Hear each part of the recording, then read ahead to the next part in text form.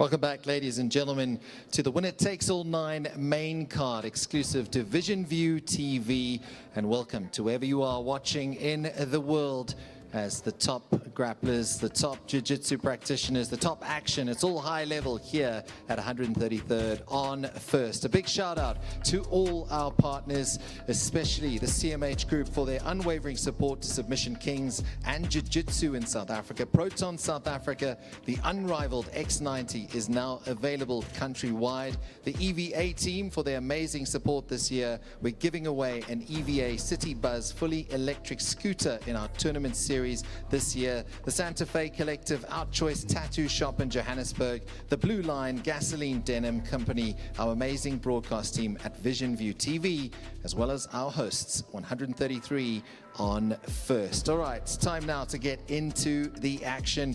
It's the moment we've all been waiting for. And starting the main card, a mouth-watering combat jiu-jitsu matchup.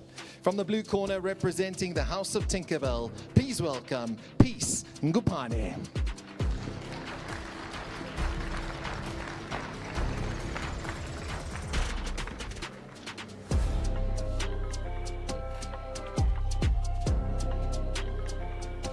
His opponent in the red corner fights out of Durban, representing Bushido MMA. Please welcome Jonathan Rourke.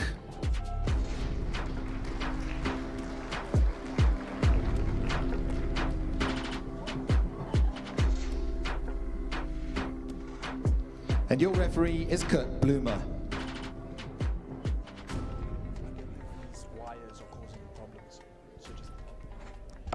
Well, a warm welcome to those joining us via pay-per-view powered by Vision View. We have a special combat match where individual prowess takes center stage. This bout adheres to the WTA combat rules, focusing on a mix of grappling and striking, testing the fighter's versatility and adaptability. These two debutantes, Jonathan Rourke and Peace Ngupane, get ready to put on a showcase of unique styles in this exciting match. And we're off. I think the combat jits is always an exciting one for everyone who attends this event. Hopefully we get to see this go to the ground and we see some decent strikes being landed. Like Al had mentioned, I think the previous one ended quite quickly with it was like a standing guillotine that one of the guys managed to put on. Yeah. So we saw no strikes. Well, he definitely made sure that he paired up two MMA athletes on this time around, both of which surprisingly not utilizing strikes as we started off this matchup. So to let you know, or just to highlight, strikes are only allowed once they are grounded. So once they, bums on the floor, then we can see some open hand striking, that is. Just to reiterate, no closed fists, no elbows, no knees, nothing of those of such, mainly just open hand strikes once they are on the ground, that is.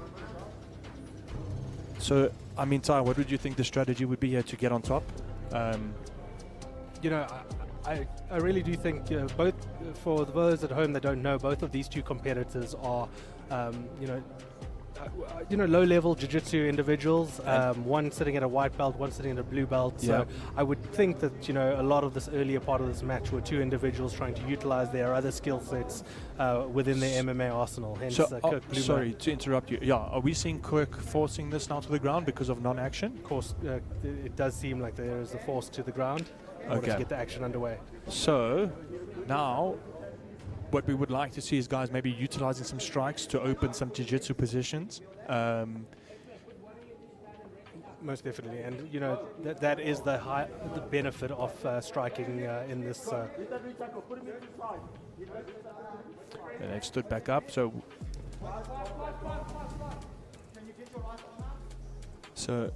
Jonathan has his arm around that head, but Peace finding himself on the right side of that guillotine attempt. Yeah, if we can see Peace getting past that. Okay, yeah, there we go. So Jonathan using just a few of open hand strikes there just to maybe distract. Make Peace think about those strikes as opposed to trying to work his passing, distract him a bit. And it's already worked to an extent where he's got that Kimura grip over that one arm, trying to isolate it to the extent at which he can perhaps flare out his hips. If I were Peace now, I would maybe throw a nice open hand strike to Jonathan there, just to maybe make Jonathan double think that. Our referee Kirk Bloomer resetting both gentlemen back in the middle of the mat. Will allow Jonathan Rourke to get that Kimura grip Same position. back into position. But as you noted, Peace would be wise to perhaps a couple of body strikes. Body strike, even an overhand to the head there. Just make Jonathan think again about that Kimura. He's interestingly putting his arm in there. See, Triangle, possibly. Jonathan available. using the slaps nicely. Again, just making Peace think again about what he's trying to do. Now, Peace on top. He could lock up a reverse triangle there, as we can see that leg over, isolating an arm and a head. If he locks his legs now, he's got a nice reverse triangle. Strikes raining down from both competitors at this point in time. Most definitely Jonathan maximizing the strategy at this point in time.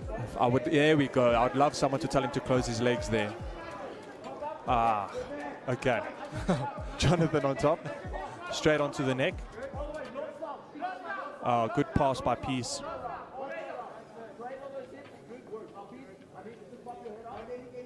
Now we should see Peace isolate the position, control, take his time now. Okay, referee Kirk just resetting the position, I think, back in the middle.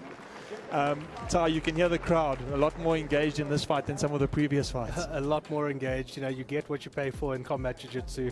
You know, it does at times come at the cost of actual jiu-jitsu, but it doesn't make it any less entertaining.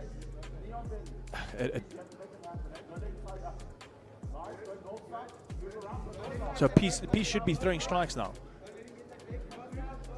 There we go. Like, just use it as a distraction. You know, a reminder for everyone that both these gentlemen are on the debut on this big mat. Yep. Shouldn't be too much to have to deal with, given the fact that they are high-level MMA athletes. Nice top pressure there from Peace. He was controlling the hip with that far arm, but a good regard there by Jonathan on the bottom. Interesting to watch this entry from Peace. Decides to sit down. Over underpass. Jonathan looping the leg over the top, trying to isolate that arm. Maybe a bit of a Choi bar entry there. Okay, now there we go. Utilizing the strikes.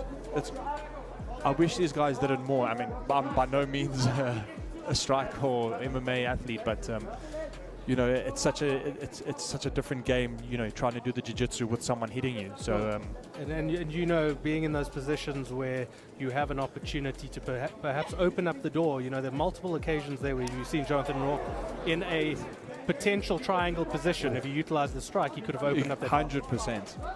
There we go. Jonathan using some strikes nicely. Now,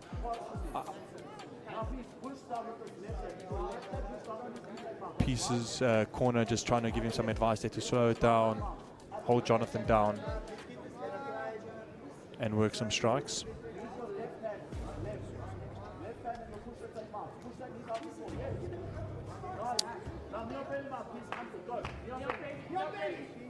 We may see him progress to a knee on belly and then potentially to mount, where he can then rain down some strikes. And you know, in all of the combat jiu-jitsu matches we've seen on WTA, there we go. This is the beginning of the end. Typically, you don't want to be in this mounted position with the ability hopefully to throw strikes. Hence why Jonathan's wise to keep that collar tie. Oh, good reversal. Fantastic reversal. We'll see a reset by referee Bloomer back to the middle of the mat.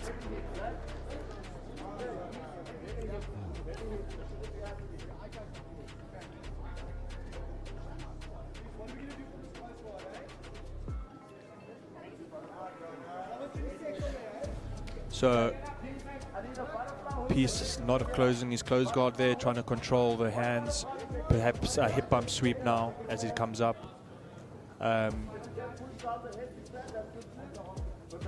Jonathan staying tight. You know, when you see competitors playing off their back in this guard position, opening up the guard, you want to see them put those feet on the hips, you know, utilize it to extend their opponent. 100%. Create a base for them to start moving their hips. Yeah, you would want to see Jonathan maybe, you know, taking advantage of that open close guard. He, you know, work some passing from there. Once again, Jonathan wrapping that front headlock, but Peace. Jonathan often attacking the triangles and this Kimura with the leg over.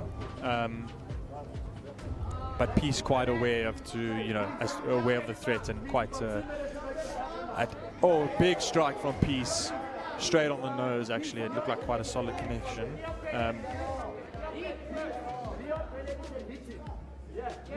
Neon Belly, we're going to see him potentially progress to a mount from here. Again, I would be using more. There we go, raining some more strikes just to progress the positions.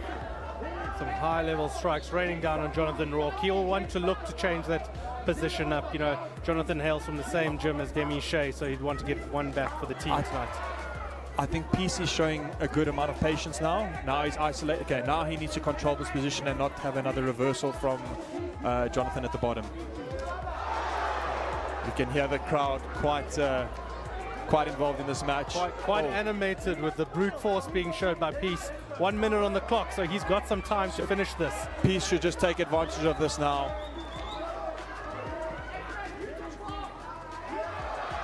You know, with those arms flaring up, there's an opportunity to potentially switch those hips and lock onto an armbar. Onto an armbar. 100%. I was just going to say, with these strikes, you would think that maybe Jonathan overexposes himself now. As you said, overextending an arm. He's looking to isolate a 2-on-1. Yeah, there. look at that. Big strike. Jonathan finding himself on the side of his body with that arm. Okay. Referee Kirk Bloomer calling an end. No, it was actually a tap. Jonathan, it looked like he tapped on the mat. He was eating some big strikes there from Peace. So shame. Good showing. I think it was just he was no longer able to defend himself and fight back, and it looked like not a verbal submission, but it was a tap. So good display of some combat jiu-jitsu by the gents. And the action is most definitely being felt by the crowd here, getting straight into the section. Most vocal, we've heard the crowd all night.